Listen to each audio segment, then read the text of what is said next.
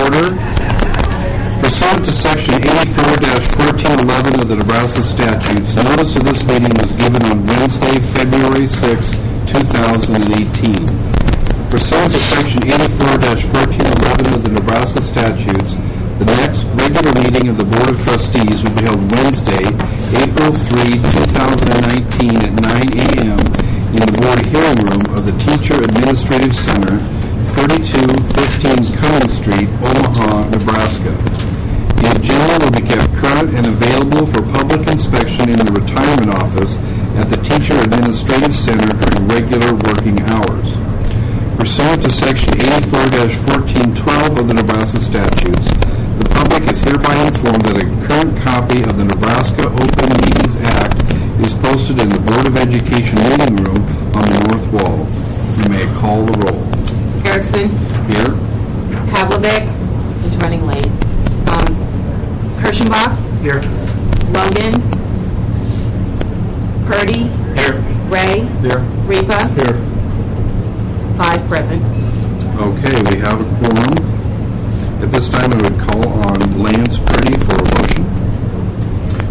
I know that the Board of Trustees go into closed session for the protection of the public interest and for the prevention of needless injury to the reputation of individuals, to discuss with legal counsel in Cecilia Carter litigation matters affecting the trust fund and personal financial matters regarding members of OSERS.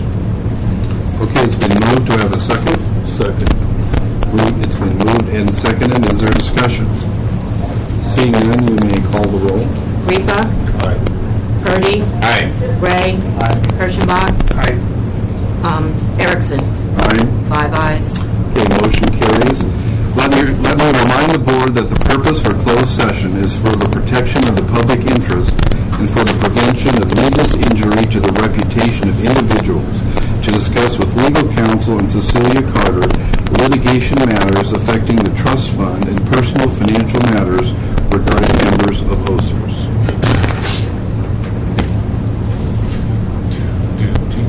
Excuse the guests.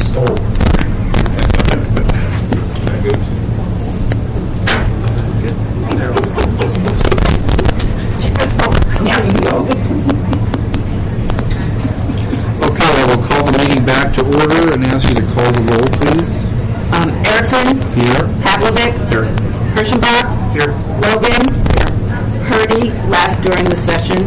Ray. Here. Ripa. Here. 6 present. Okay, we have a quorum. This one I would refer to Roger for a motion, please. I move the Board of Trustees accept the advice of legal counsel and authorize the engagement of the draft warrant.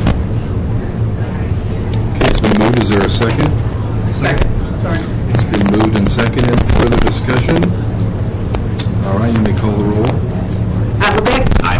Logan. Aye. Ray. Aye. Ripa. Aye. Kirschenbach. Aye. Erickson. Aye. 6 ayes. Okay, motion carries. Roger has one more motion. I move the Board of Trustees ratify the March pension payments in the amount of $10,303,511.60 for 4,814 payees. Ratify the February staff payroll in the amount of $30,017.11. Approve 11 new retirees effective March 1st, 2019. First pension check paid April 3rd, 2019. Approve the March 2019 refunds to 36 former members of OSERS in the amount of $521,348.51. And approve accounts payables for the month of March in the amount of $23,643.82. Okay, you've heard the motion. Is there a second on the motion? Second. Delaney, second on the motion. Discussion? All right, you can call the roll. Ripa. Aye. Pavlovic. Aye. Ray. Aye. Kirschenbach. Aye. Logan. Aye. Erickson. Aye. 6 ayes. Okay, motion carries. The next item on the agenda, Cecilia will review the action at the unicameral. Okay, some good news on February 28th, LB 33, which was the governance bill protecting the personal financial information of our members, passed the unicameral on a vote of 47 yeas, no nays and 2 no voting. The bill was presented to the governor on March 1st. As of yesterday, when I checked, it did not indicate that it was signed. But if he doesn't sign it after so many days, it automatically just becomes law. That was the bill that was primarily surrounding the NPERS retirement system, but we had a piece in there to protect the Class 5 members' retirement system's personal information. That was LB what again? 3-3. Okay. So that'll take effect as soon as the governor signs, or the days pass. Okay. Right. LB 31, which is the transition to administration for OSERS. There will be a hearing, and it's scheduled for Tuesday, March 19 at 5 p.m. in the Capitol in room 1507. Okay. And again, OSERS board position on that bill is to monitor and to fully cooperate with any information that's needed for us during the study.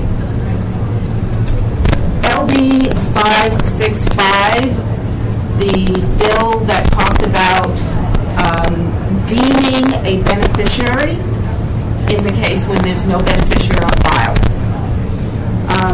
OSERS took a position of neutral or monitor, except that we wanted to make sure there was no unintentional consequences. We testified, but it's also important to note that there is a proposed amendment 453, and that amendment is to consolidate LB 565 and other NPERS-related matters into one legislative bill, LB 34.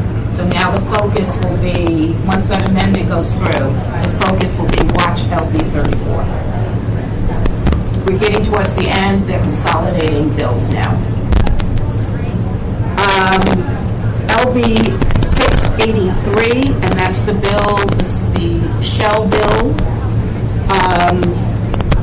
The Shell bill to do a study to offer a lump sum to deferred vested individuals. Again, we took a position of neutral or monitor. That will be at that hearing on March 19th. LB 706, that was the Shell bill for the hold of the COLA for 1 year. Again, we took a position of monitor, neutral, understanding it's a Shell bill. That bill will also be at the hearing on March 19th. And that is our update on legislative matters affecting OSERS. Any questions of Cecilia Mills? All right, then we'll move on to the next item, which is really here the discussion on the change of the funding policy. Okay. So, in your package was, Cecilia? yes. Are you going to bring up later regarding the other coalition request for us to provide any input into the other? Oh, yes. Yes. That would be stakeholders, but yes. I have that down. Yes. Okay, that's in stakeholders.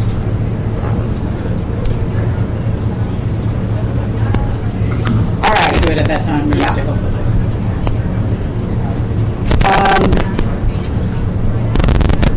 Okay, the funding policy. So in your package is a funding policy.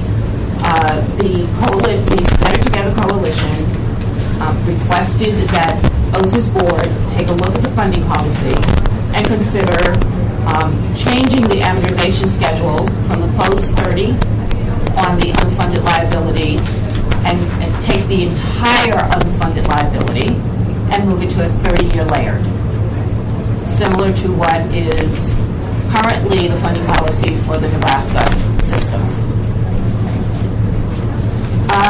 So before you is a markup version of the May 2013 funding policy that was adopted. and the suggested changes. I do need to have the actuary look at it one more time. So at today's meeting, I'm asking that the board consider the concept and agree to the concept of changing the amortization schedule to a layer 30, commencing with the January 1, 2019 valuation report.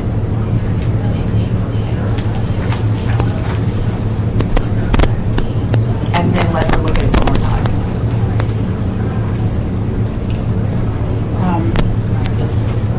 Why do we feel that she needs to look at it one more time? I'm trying to understand the rationale. There was a question about some of the language, and so I'm going to have her look at it one more time. I suggest that she just take a quick look and make sure the language is correct. I thought a couple of minor technical things. I'm sorry, I'm missing this. What's going on? I thought, has Pat seen this, yes or no? Yes, but she needs to look at it one more time. She wants to look, she's asking to look at it. We're asking her to look at it one more time because of minor technical questions he had. So just look at it. Can we know what those are? Okay. These are minor, but just as an example, under the funding goals, the first bullet is to maintain an increasing ratio of assets to actuarial liabilities and reach a funded ratio of at least 100%. Well, our measure is actually the actuarial assets, market value assets. So just so there's things like that. Just want to make sure she has an opportunity to look at it. So bullet. Is that high or is that one? Yeah. On the first bullet. And there's other things that I found in here similar to that were just not maybe technically correct. No, I remember the market discussion. Okay. Thank you. But she may have a reason for stating it this way. But if you want me to, I can mark this up. Yeah, that's just going to get with you afterwards. Yeah. So you're saying that this isn't ready to be voted on today then? Because it has to be looked at by Pat again? Yeah. We're going to send back corrections to her? What questions? I guess I would, Vote on the concept. you can vote on this. If there's technical corrections, we can make technical corrections and make another vote. I say vote on the concept. Well, what do you mean by vote on the concept? That she is authorized to change the funding policy to a 30-year layer effective January 1, 2019. And then we'll vote on the language of the funding policy next month. To ensure that there's clarity in the language, based on some questions as Scott has. Why couldn't we have done that last month? I'm just asking. Because I wanted to have this available for you. Okay. I thought it would be complete and finished this month. I assumed it would be too.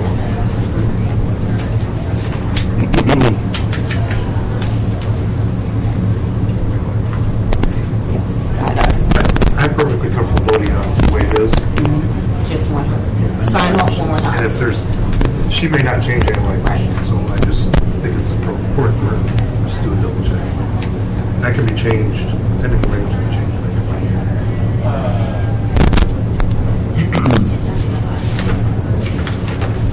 I am making that motion. What is your motion? I'm confused now. Yes. As Ryder said. So I'm making a motion to approve the funding policies. I'll second. Okay, it's been moved and seconded. Now, discussion? The intent is that if there are technical corrections, if those technical corrections are correct sometime in the future. That gives the school board the budget. Here's what the costs are going to be. You can also start the budget. Okay, can somebody explain, and just for the record, the rationale for making this change is what? What's the rationale for making this change? For somebody? We already have a 30-year, right? No. we're changing it to two-thirds votes. Correct. So currently, it's a closed 30 That's on the closed. unfunded liability, okay, as of 2017, ending 2016, and then everything after that became a layered 30, so 17, 18. Now we're saying take the entire unfunded liability and amortize it out over beginning a layered 30 from this point forward. What's the word layer? A layered 30. So for this year, it's take whatever the unfunded liability is for this year and break it out over 30 years. And then next year, there'll be a new dollar amount of unfunded liability. Just that simple part will be layered out, will be amortized over 30 years. Then the next year, just that part will be amortized over 30 years. And then you just start, in a sense, adding each year. So it's taking our debt and stretching it out over a longer period of time. Correct. You understand that? I mean, it's the way, the reason we made this change back in whenever it was, the thought was we want to get to be 100% funded, so we initiated that funding policy with that thought in mind. And now we're down to, what are the years? We were down to going into the 25th year. So now we're down to 25 years. So in 25 years, based on the current funding policy, we'll be 100% funded. Now we're saying, no, now we're going to take it and put it out over 30 years and keep doing it like that. So we will not be funded in 25 years by accepting this policy. Fair to say? Right. And I just want to make sure everybody understands what you're That's doing good. here. Right. And the purpose of it is to make the ARC payment more, Somewhat more palatable for the plan sponsor. yeah. To the tune of, what's our number? No, I 24 to 17 this year. yeah, but this year, because of the bad market in 18, yeah, I'm not sure it's going to be 17, but And then is it going to keep it more consistent? Or is it still going to no, grow? it's still going to be Until we subject to do stuff with the sustainability sustainability study. stuff. I think it's important to note that this type of funding policy is already in place for the state retirement plan, so it's not breaking new territory. They're already on a layer.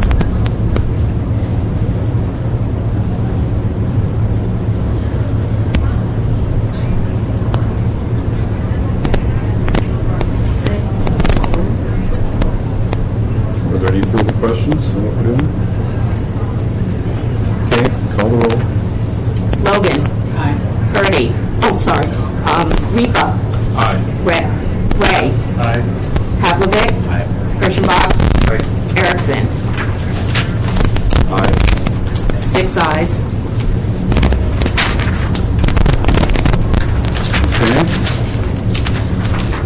Hold on. Wait. Let's see. Okay, LB 31 transition. Also, at the stakeholders meeting, there was a discussion about LB 31 and that the Better Together Coalition generate a letter of support for LB 31. Does this board want to participate in that letter, which would come out under the name of the Better Together Coalition? Or do we want to, the alternative is we just keep it separate and we're taking a position of monitoring, and we will fully cooperate.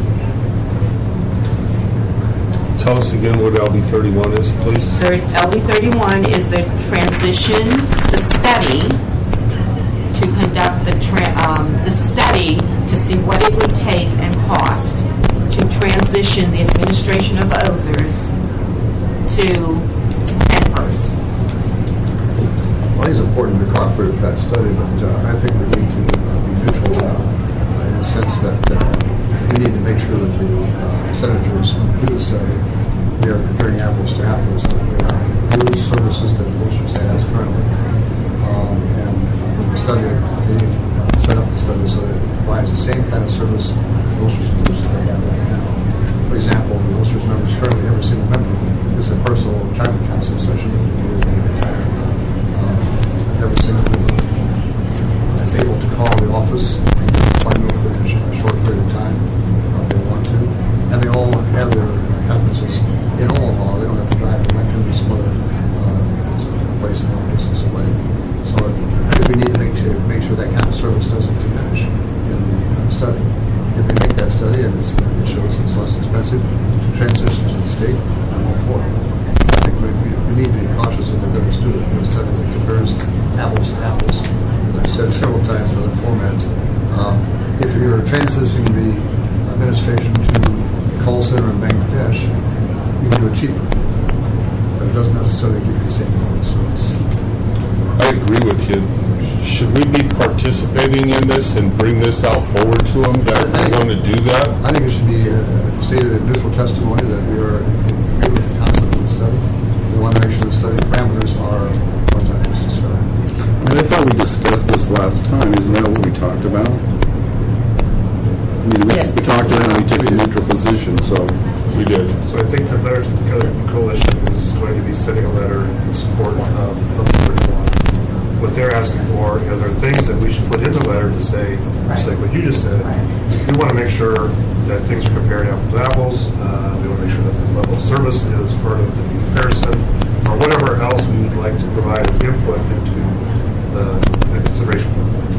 One of the things that we did was we actually went around the table and asked about some of those things. So Walter Sue, who happened to be, represents OEA Retired, she brought that up, and that would be one of the things that was listed in the letter. One of the, several things that you said were, actually I think everything that you said was brought up. But I did want to say that, that especially around like the level of service, being able to have a local office that people could go to is something important, especially considering the magnitude of numbers of the people that if the management were to switch that are here locally. Another one that the district brought up was some things that we wanted to see in the bill were what's the cost going to be. We didn't want to leave it so open-ended on the cost, as though it could be anything. So there were many things that came up, and those things would be included in the letter. The board would receive a copy, so you could see not just that we're saying that, but that would be in the letter that we would support. But these are the things that we would like to see included in LB 31 for our full support, and then before it was sent on, so that there will be another check for the board to ensure that the things that are very important to the board, the apples to apples comparison are included. And like I said, those came up from I think everybody in the table really, quite frankly, had something that they wanted to add as a component to ensure that. So. I think if you want to do that, I would present this letter to the board and have us take a look at the letter. As long as it included those things, and then we could look at it again. One problem is the hearings in 2 weeks. The hearing is March 19th. That's the issue. So it could be shared and emailed out, but... didn't we do that for the first letter? We sent it out. Yeah. The first letter was sent out, and people could comment.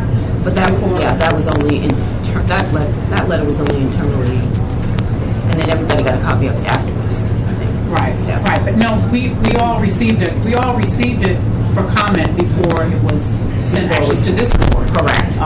So that's been the process has been that the folks have received it, they could comment, and then before it's sent on to make sure that what we agreed at the table is actually what's included in the letter that is ultimately sent. So. What if we wanted the whole learning community to be under these guidelines? What do you mean? Well, the whole learning community is kind of a group, And if they're all around us here, and we did everything we do now for all of them too. Well, they're in Hemworth, so I don't understand. I'm not following. I'm not tracking, so I apologize. So other members of MOAC, for example, right? That would change then. I mean, we would support them with their retirement, like we do the Omaha Public Schools. So you're saying if there would be a merger, then outside OPS employees could be supported by an office. Yeah. So this bill isn't for a merger. Okay, This bill is okay. only for a study Okay. to see the feasibility of taking Right. over management, not actual merging of the system. Okay. So it Yeah. doesn't go that Right, far. right, Yeah. right. It's a good question.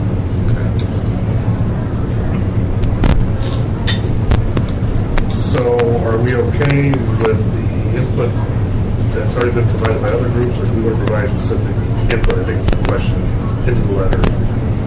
So Cecilia is part of that conversation around that table. Is that correct? Yes. So I think, will you have an opportunity to share that with us or with Dawn, or We can- before it's Even final? as the draft, I can share the draft. So you're our liaison, basically, to provide input to that Yes. document, however the language is spelled out. So my encouragement would be for you to get that and you to share it with us, and we'll provide you that feedback. And I would definitely like to have Roger's suggestions put in there. If we're going to do that way.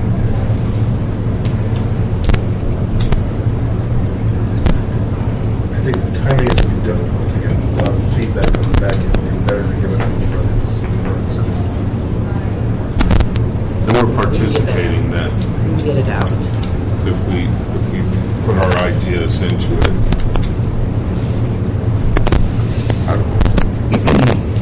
Our official position on that bill is to monitor it, which was to basically see to it that the bill as it comes out, as it finally emerges, has the provisions we're looking for. And if it has those provisions we're looking for, we can support it. If it doesn't have those provisions, we can't. And I'm a little bit uncomfortable supporting a bill that has, at this point, no good language inside it. It's just a bill that says, well, let's study this stuff. So I think my personal recommendation is to provide an independent letter. It doesn't have to be verbal testimony. It can be just a letter saying, these are the provisions that we think ought to be in that study. If they're in there, if they're not in there, we're not. Rather than saying, we're good with this, but we don't know what you're going to do with it. Kind of says the same thing, just in two different lines. So you basically get that from two different sources.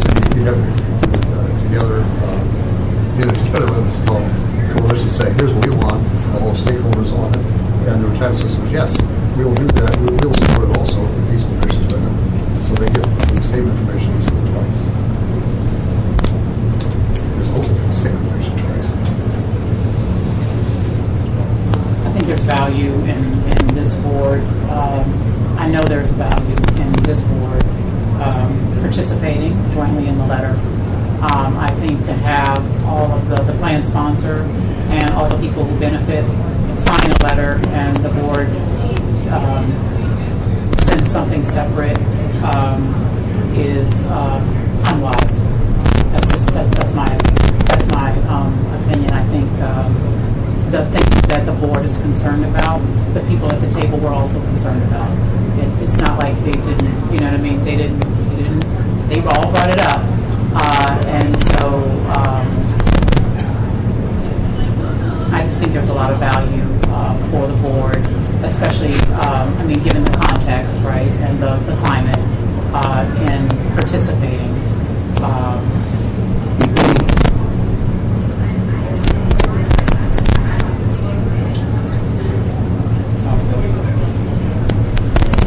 I would tend to echo that sentiment for us to participate in the letter with, we draw out those concerns. As long as those concerns are expressed clearly in the letter, which I haven't seen, I'm good with that. But We had the meeting Monday, so she'll probably have it, I don't have my phone, I would have texted her, but I think probably, I'm thinking even as early as tomorrow. So there would be ample time for the board to agree, and I mean, we've done some, given input via email on things prior to today. I think there's a lot of value for the board, and I go along with that, but I think we need to see the letter. absolutely, I agree. I think it's good to come out in united voice, all of us together, groups. I think there's a lot of power in that. I think we missed that last year in some legislative opportunities, and show that we're working together. Even though it's hard.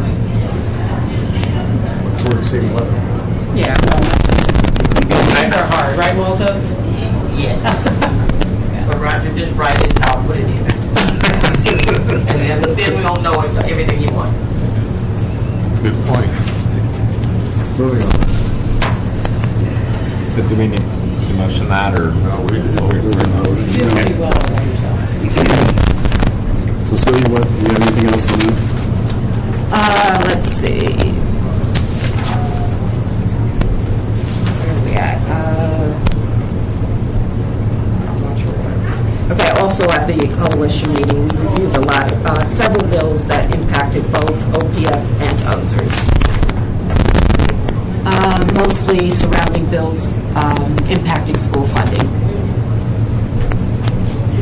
And also, we went through the historical comparison between OSERS and SERS, as was outlined by Kate Allen back in April of 2018. And I do have a note to myself.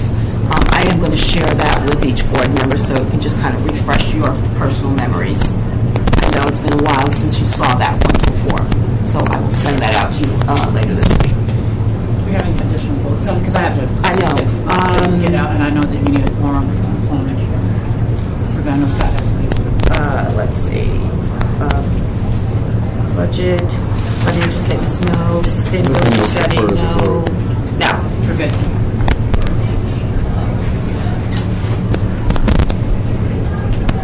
Okay. You're leaving.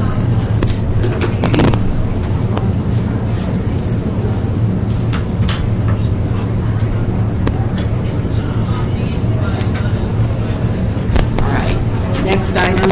Ready? Sustainability study. Okay.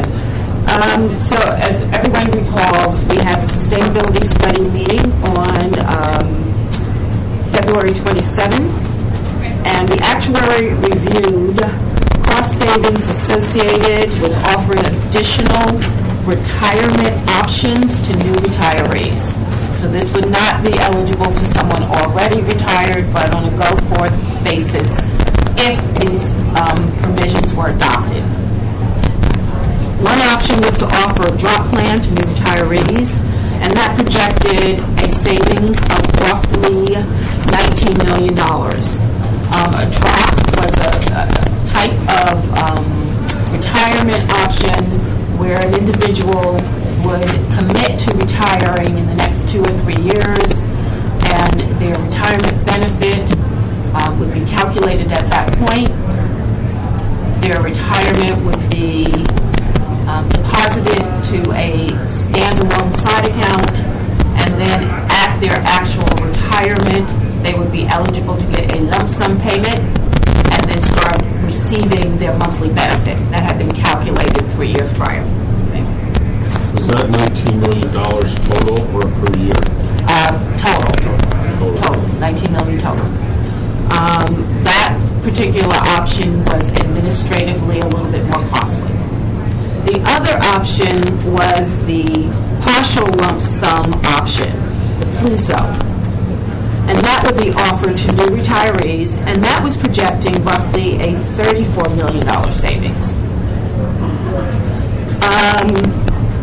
The PLUSO basically offered more flexibility to a person retiring, because they could opt to say, I want to take a lump sum benefit of maybe 1 year worth of my retirement or monthly benefit would be reduced slightly in actuarially, right? But it gave them the opportunity to say, given my financial situation, my personal circumstances, I would opt for a slightly less monthly benefit and get a lump sum up front. Of course, that lump sum would be taxable, but they would know all this, making that request. Okay. We also took the opportunity to invite the audience that was there to participate in some brainstorming of ideas that they were thinking about for where they saw cost savings for the plan and options. We came up with about 15 ideas. These ideas have been shared with documented and shared with the actuary. We spoke yesterday, and we've broken them out between half and half, roughly half and half. Half will be presented to the board, the outcome at the March sustainability study, and the other half will be presented to the board at the April, because some of it does require more work. I will share, that's something else I will share with the board. Here were the ideas that came out of the brainstorming. That concludes the sustainability study we have. Go ahead, question. Both of these, the drop and the partial lump sum, they're taxable. I think we talked about rollovers too. That would be a You could roll them over. We have to look into that legally, but that is a distribution. That is your pension. Okay. So you have to start taking your pension at some point. Okay. So the cash parts were not like roll over into IRA.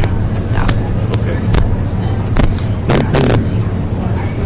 Okay, any other questions? I was contacted by a group of retirees who were asking about the suspension of the COLA and that bill.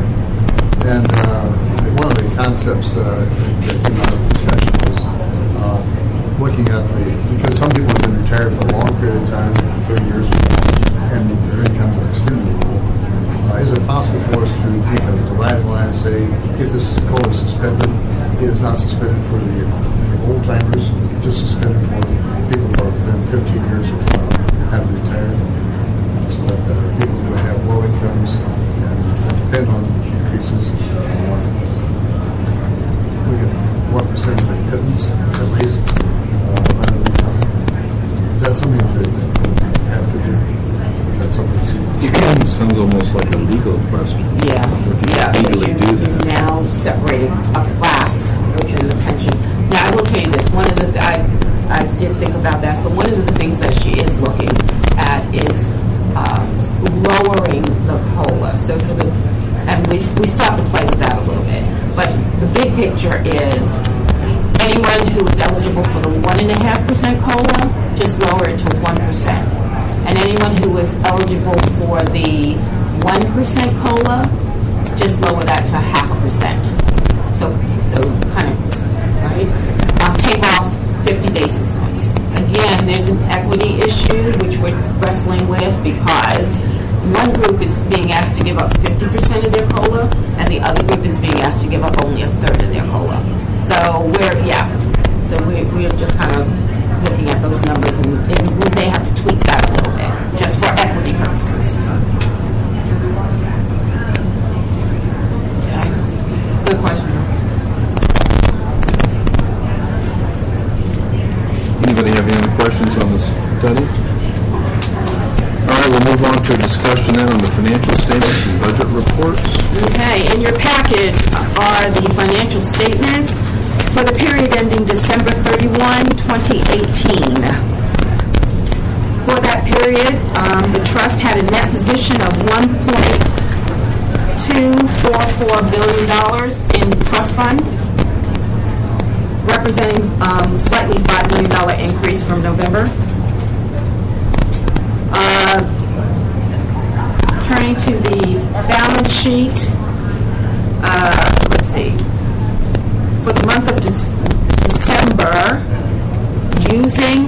members' investment information. We had an operating surplus that month of $6.6 million.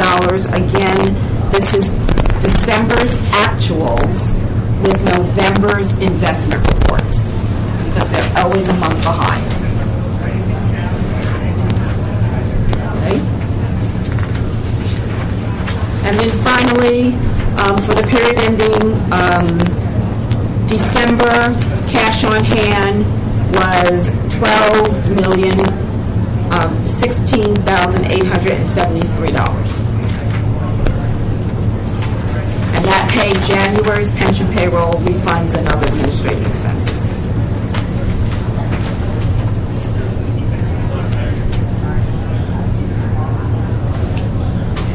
You notice that contributions for the month of December slightly lower. Again, that falls to the hours worked, hours paid. Several of our members weren't paid for the tail end pay period in December because of spring break, winter break. But we'll have that again in April. And we'll have it again, right? We'll have it again in April. We do a week long spring break. For spring break, right? And then I've already given warning to the Nebraska Investment Council, because I perceive we may have to draw down additional cash for summer, because people will be off for the summer. So they won't be putting in their... They won't be putting in. The cash flow will be off because contributions will not be coming in.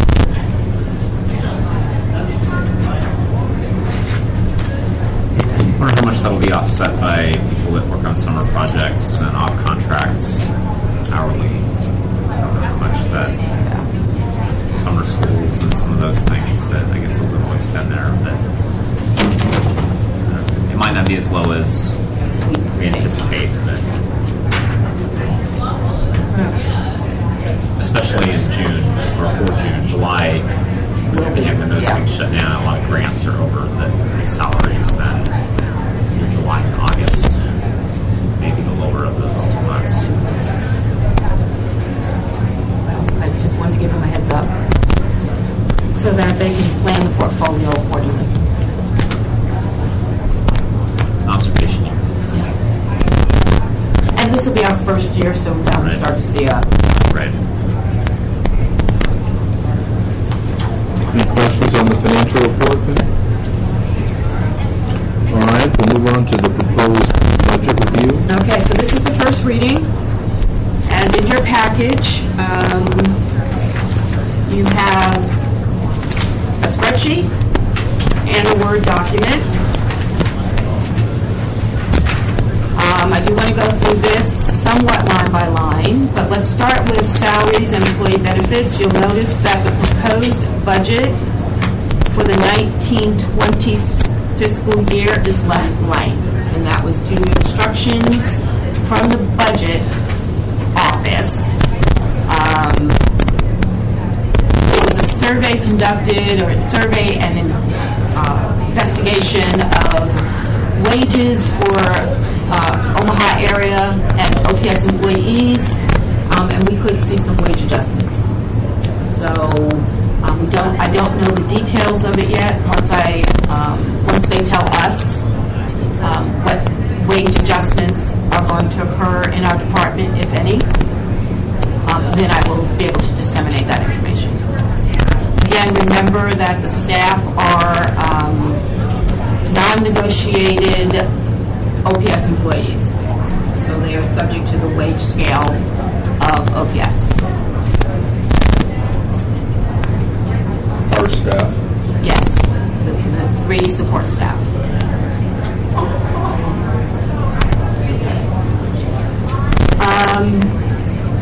Again, going back to the spreadsheet, so what I'm demonstrating to you is the blue highlight is 17-18 actual.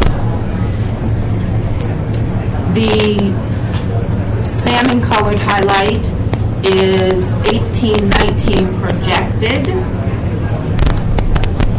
And then the green highlight is the proposed for 19-20. 2020. All right, so now dropping down to purchased services. So we've had this discussion year after year, commencing after January 1, 2017. The cost of bank services. It has historically been run through gains and losses through OPS accounting. There is a line item that is charged to the various systems that are assets managed by the Nebraska Investment Council. We pay the pro rata cost of State Street Bank and Trust along with Aon, the investment consultant. When I look at the 2017 annual report, because the 2018 annual report is not available yet, but when I look at the 2017 annual report, the cost of State Street Bank and Trust and Aon was upwards of $2 million. And slightly less than 5% is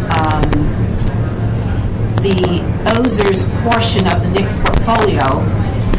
We could be paying upwards of $116,000. But it's really, it's a below the line, it's not an operating expense. We've had the expense before, It's been run through gains and losses, okay? But it wouldn't be considered an operating expense. Yes, yeah, we're paying the cost. I know we're paying for it, but it would come out of the earnings and all that. It would be below operating expense line. It's part of managing the, yes. Yes, but it's not part of running the office. No. You throw it up there, people are going to say, oh my God, they're increasing their budget by $2 million. That'll be the next thing that happens. Yeah. I think it's a good point. Is there a way to break these expenses out so you have the clear, what I call operating expenses? I do that myself. Yeah, I've done it too. Quarter. I do that and I give it to the board because it makes, to me, this is just too confusing. And it puts us below the line so we know how much our operating expenses are.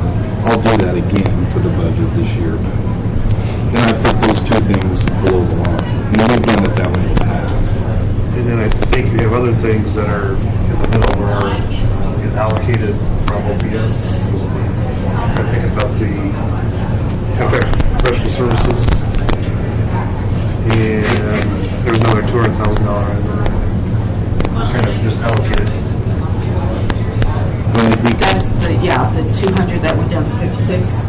That shows that, yes. So that's the indirect cost. That is an expense. That's our occupancy expense, if you will. It is an expense. If we were someplace else, we'd have to pay rent, and that's what it's for. So we kind of consider that an operating expense. So, and then management fees. So portfolio management fees. The reason I would break that difference is it doesn't go away. Thinking about the study with LB31, that's not expensive to go away. For OPS. What wouldn't go away? I'm just trying to very clearly identify the expenses. So if they do the LB31 study, it's very clear the expenses that are due to the administration, OSERS, that would go away if you move the administration somewhere else. In-house versus outside fees. It's probably not all that important. That's I agree with you, But looking at this from the outside, I agree. I think, when they do a study, they're like, well, we could cut $2 million out easily by moving this to the state. But that's really directed, that's billed to us by the state, so. that doesn't go away. Yes. Okay, that's kind of a different look at the. When we do our budget, we have to budget for these things. We do. Now, we want to do what you're talking about, which I think is fair. That's kind of looking at it a different way. That's part of what the study should do. Those doing the study should figure that out. We want to make sure they understand that. So just in how you present it, though, makes it very easy for them to come to that conclusion. Okay. It's a small item. So. No, it isn't necessarily a small item. I think it's an important item, but you're right. There's kind of two ways to look at it. Right? These things would be, but to me, that's if I'm doing the study, that's what I want to look at. I'm not just going to look at their budget and just take the bottom number and that's it. You got to dig into it. That's why I'm hoping somebody who knows what they're doing digs into this so they know what they're looking for. But this comes to us this way from OPS. Right. The way this is an OPS report. It's nothing within our control. Right. Understood. But this is only the first reading, so for the next one, we'll break it out between, as you say, above and below. But your numbers are not wrong. I mean, Right. they're just how you present them. I do want to go back up to staff salary and employee benefits. I'm sorry, I forgot to identify that yellow highlight. So this is a new line item that was added this year. And I finally got a full explanation of what it represents. It represents 6% of current staff salary. And the intention is that it will be used as an expense to pay towards the net pension obligation for fiscal year 2018. So, in essence, it is saying use trust fund monies to pay for staff members who are members of OSERS to pay for the ARC for 2018. And I do want to have legal counsel take a look at this. They can't do that. They just can't do that. How is it? Yes. Go ahead. Go ahead. I was going to ask you to say it again. So every department now has a line item called retirement contribution to NPO, net pension obligation. My first question was, where did this number come from? So how did you get to 22,000? I was in writing told it represents 6% of staff salary. is that roughly the ARC divided by the... Yep. So, okay. They're charging that to every school, every elementary school, everybody's charge that department's 6%. budget. So they give them a budget of $1 million, then they take 6% of that budget has to go to this, is what they're saying.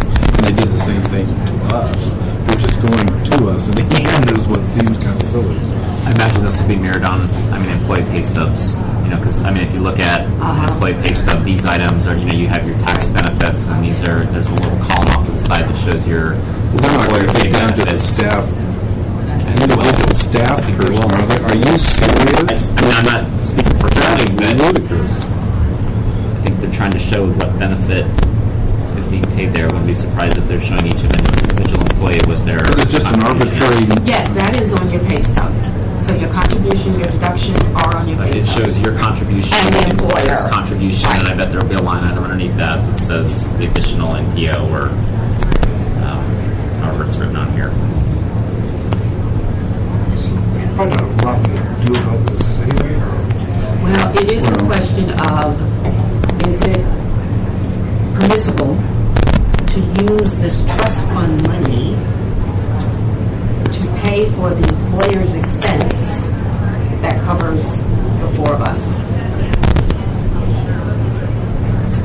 Is it okay to use those funds to make your initial pension contribution? Yes, because that's my salary. So we're reimbursing. Okay. We reimburse. So we're getting into semantics. If Yeah. this is part of salary or not. Right. How far down in salary can we go?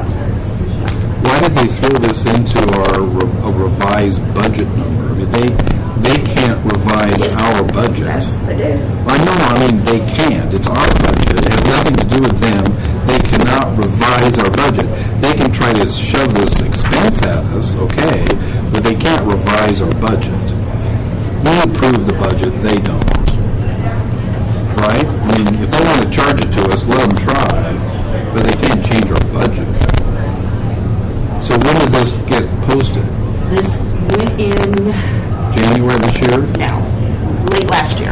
So in late last year, so someplace in one of the monthly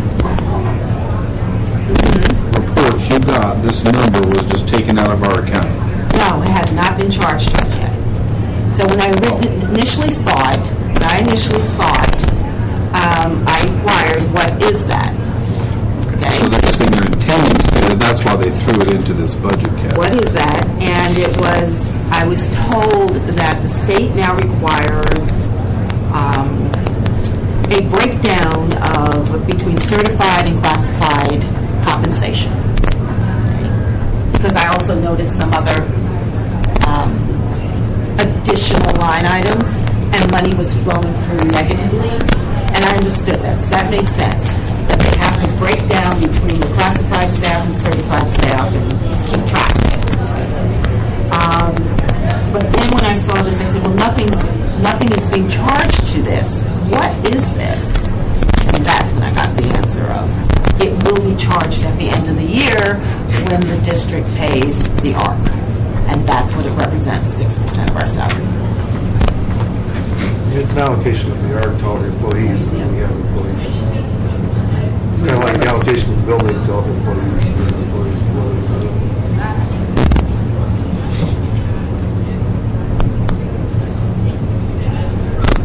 So I am going to ask legal. It's just the fact that you're pulling the trust funds out to pay the employers.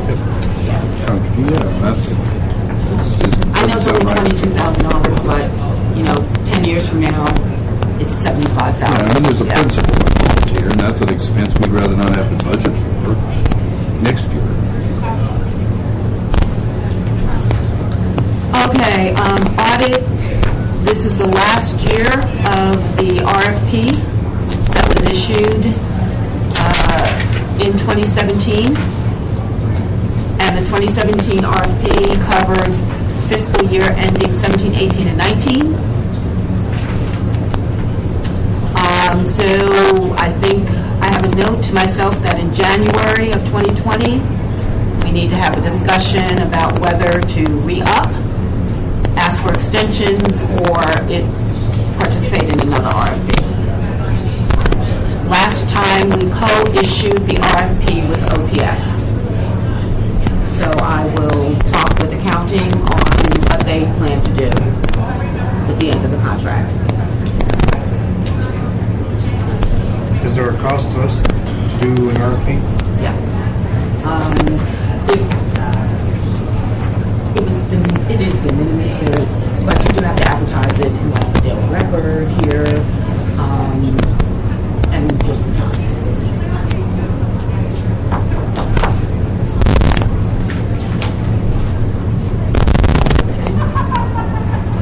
Next line item, legal services.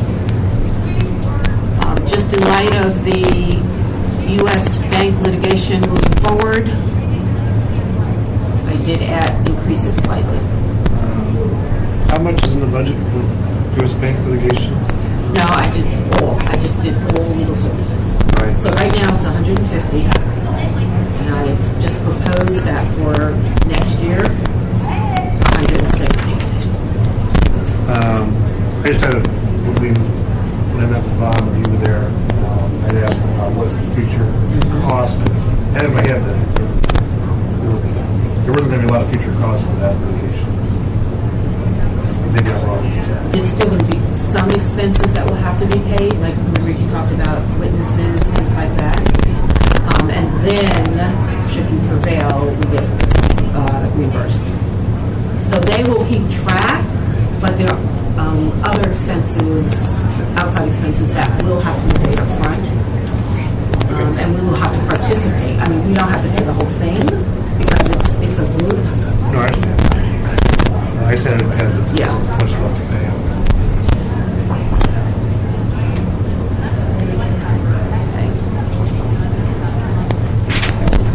There probably won't be a lot until there's finally a trial. And which starts in 2019, tail end, he said 20, right? Yeah. I wouldn't expect a lot until then, really. But.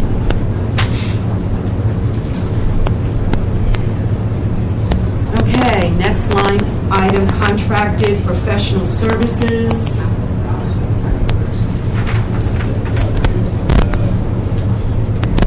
Okay, so, contracted professional services. All right. Wasn't all that the PeopleSoft and all that kind of thing that we Well, I was just going to bring up Oracle. Okay. So this year, Oracle increased $33,000. So it went from $37,000. Our cost for the Oracle, which is the PeopleSoft, use of database here went up to $40,000. We don't see it. We don't see it until it comes in. Let's see. Also in 2020, this line item covers the 2020 election for retired members, and that's going to be a group of roughly 4,500 to 5,000 people, just to keep it within the 500 range.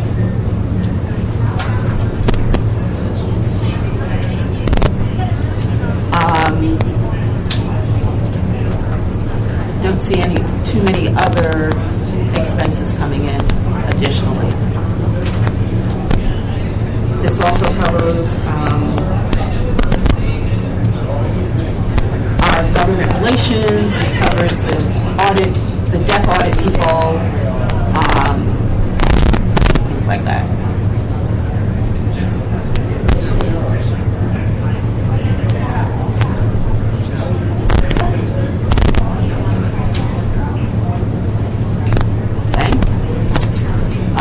Actuarial services, we are on target to go over this year because of the sustainability study.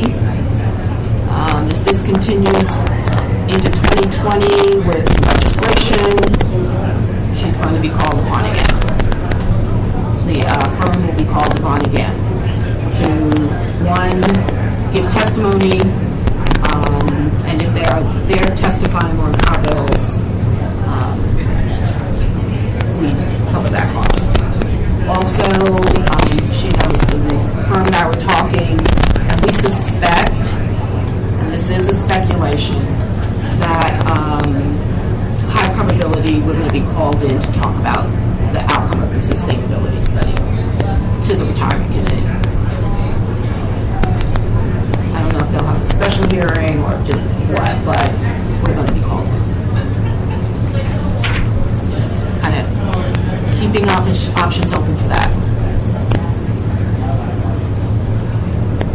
Okay, portfolio management fees.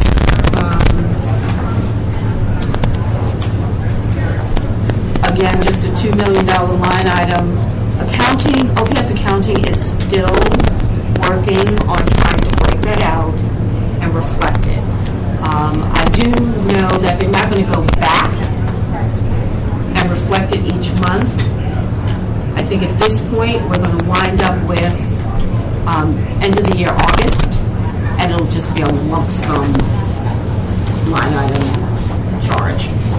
You think we'll have that before we have to vote on this, or not? No. This is becoming more than, I have brought the CFO into this conversation. It'd be nice to, save that number. So we never actually have, at what point do amounts get charged to that actual column in that at the end of the year? Or well, since January of 2017, since the first quarter of January 2017, it stopped. And all expenses for management fees would just run through gains and losses. Okay? And at the last audit, the auditor put it out as a finding that it has to stop and that OPS has to start allocating the actual cost of management fees. But he's having difficulty trying to figure that out. Will we have an indication of what we should put in the budget before it's done? I am going to talk to Aon again. I know what they showed, but yeah. I will talk with Aon again. I've heard time. I wonder if even Empress could, provide some guidance on no. what they Well, budget. actually, I shouldn't say no. It's not NPERS. It's the Department of Administration. They do the accounting for NPERS. Okay. Just to see how their line item lines up with ours, or if it's,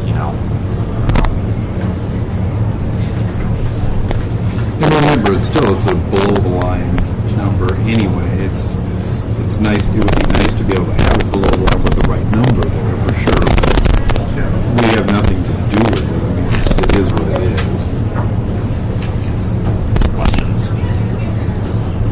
Okay, physical exams, that's just for, leave that at 2,000, and that's for if we come to find out that we have somebody on disability that we're starting to question. That really happens. We have very few people actually out on a disability retirement. You haven't seen one of those in a couple of years, have you? No, that's it. So we haven't been being charged about. So.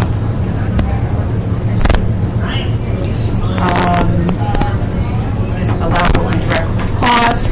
We all know that is the cost associated with OSERS, usage of accounting technology, utilities, etc. The first year we were charged $200,000, and then last year it was reduced to $55,000. So you've got 56 in here. It was $55,814 to be exact. But I mean, you have 56,000 budgeted next Yeah. year, so where did that number come from? Just hoping they keep the same. We haven't changed. So again, this is a number we don't know what it is until they actually decide what it is. At the end of the year. What number they're going to charge us? It seems silly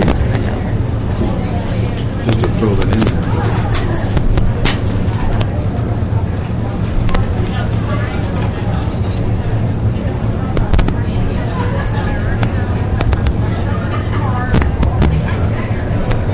Well, might that be a spot where the line item for the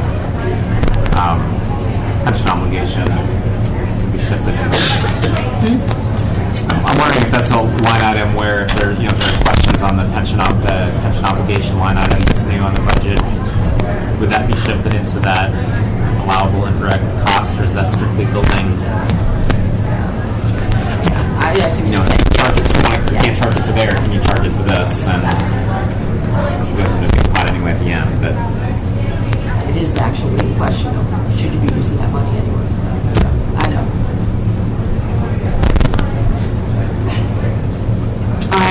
Advertising and public notices, we'll need that $2,000 if we do issue our own RFP. Supplies and in-house printing. Again, leaving that the same. I will say that we probably will increase in-house printing, usage of in-house printing next year, or later this year, with the passage of LB 565, the deemed beneficiary, because I definitely want to put out some communication to our members. so have we already been billed for like the annual pension statements? Hasn't hit yet. Okay, so that amount will go up. Yeah.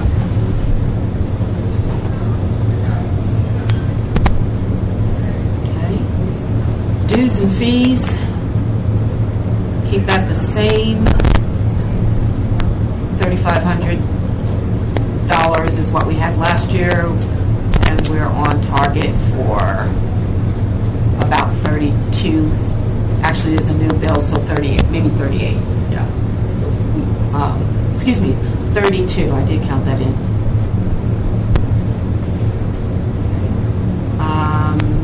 Life liability insurance. That will come out in May. I have submitted the renewal application. I have not seen an estimate yet. It could go up. Weren't we told that should go down? No.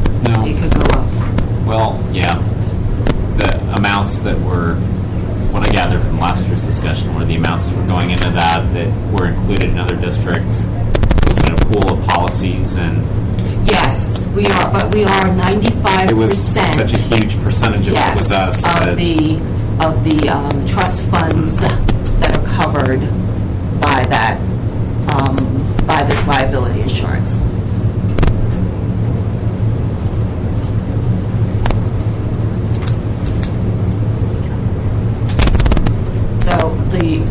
renewal package just went out, or I submitted it to HR on Friday with updated information on all our financials and our actuarial reports and our financial reports.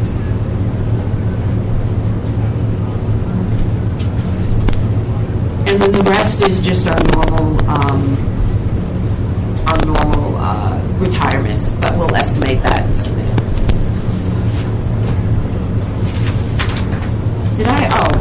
Attendance at workshops, I'm sorry, because I saw 40. I read mine's wrong. So, attendance at workshops, conferences and meetings.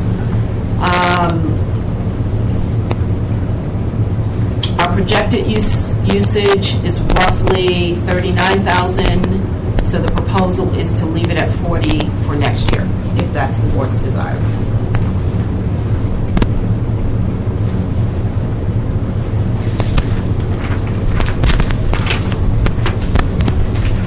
On the back is a graph just showing that the majority of it is associated with management fees. And hopefully we can get accounting to start breaking out all the other fee services.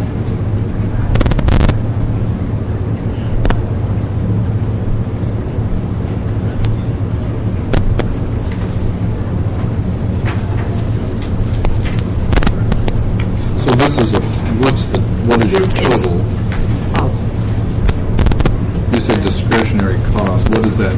Discretionary is everything other than salaries and benefits. So you've also included portfolio management fees and main service charges in that?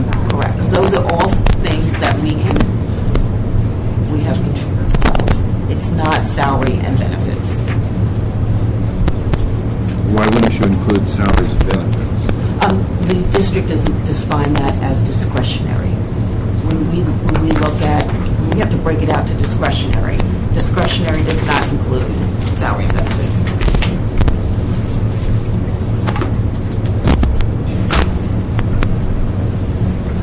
This is only the first reading. We'll bring it back next month. And I'll break it down between above and below. Any changes to any of the numbers that were discussed?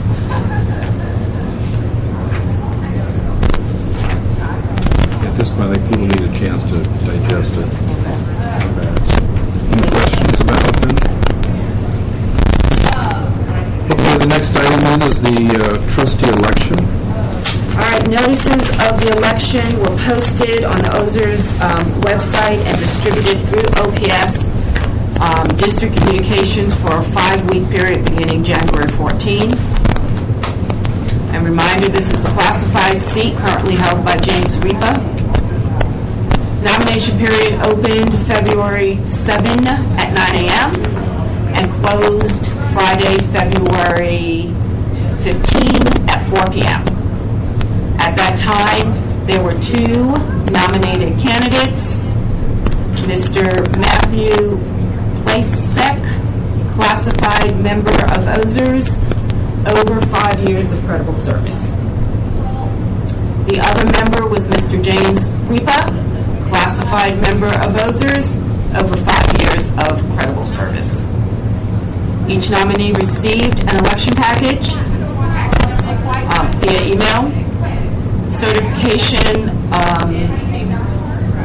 will take place at this meeting, and candidate statements, the candidate form, and a photo, which is optional, is due to the office via the OSERS@ops.org email address. Again, that's OSERS@ops.org email address by 5 p.m. Thursday, March 7th, which is tomorrow.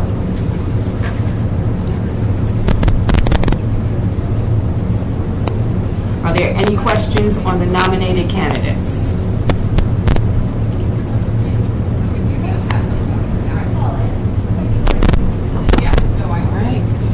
Okay. The executive director's report. You see you've got nothing. She has nothing else. Nothing else to report. All right. Trustee report. Is there any trustee that has something they'd like to report? I attended the NCTR Legislative Committee meeting in Washington, D.C., and also the MERS meeting in Washington, D.C. a week ago, and found an interesting speaker at one of the sessions, a gentleman named Rob Gray. Rob is Vice President for Policy and Advocacy at the Laura and John Arnold Foundation. And he brought a message that we all found just a little bit unbelievable.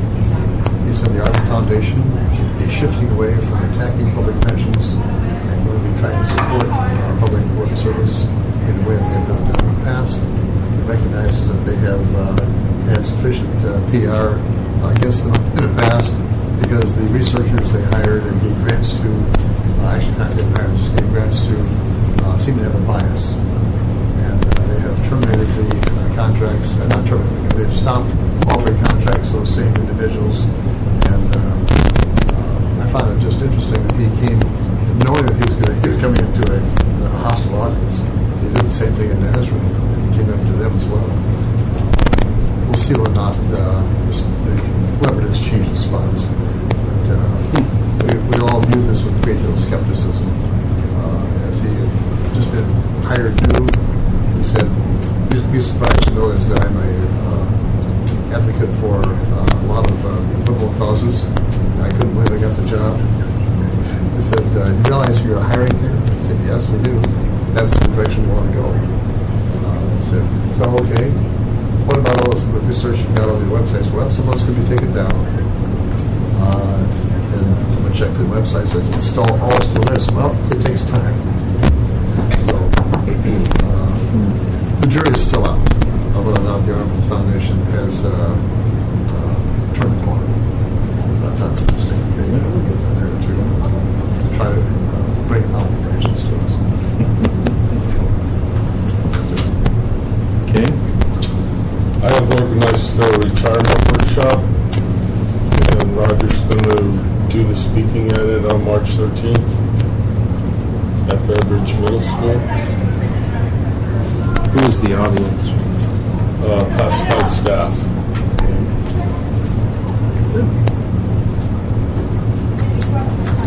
We've done this in the past.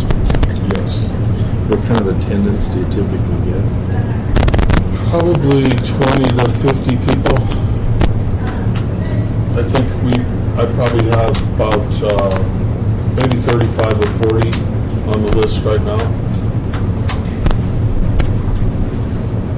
Will you be here? Be there? Yes. Did you say it I was? leave Friday. It's on the 13th. The 13th. Yeah. I leave Wednesday. I leave on the 15th. Oh, 15th. Okay. I think you said Friday. That's a couple of days from now. Okay. We're on Friday. Yeah, we're on Friday. Okay. And then also you've arranged for me to come. I've also arranged for Cecilia to talk to the custodian workshop. That's on March 12th. And then she's also volunteered to talk to the craft people at the service center on the morning of March 13th. Okay. I've been trying to get a deal set up with transportation people, but not yet. Okay, he called yesterday late afternoon, but I just sent him an email that said, "I have a board meeting tomorrow. Let's talk in the afternoon or something." So maybe that's it. As of yesterday, John Lucas didn't have a place for the custodial workshop.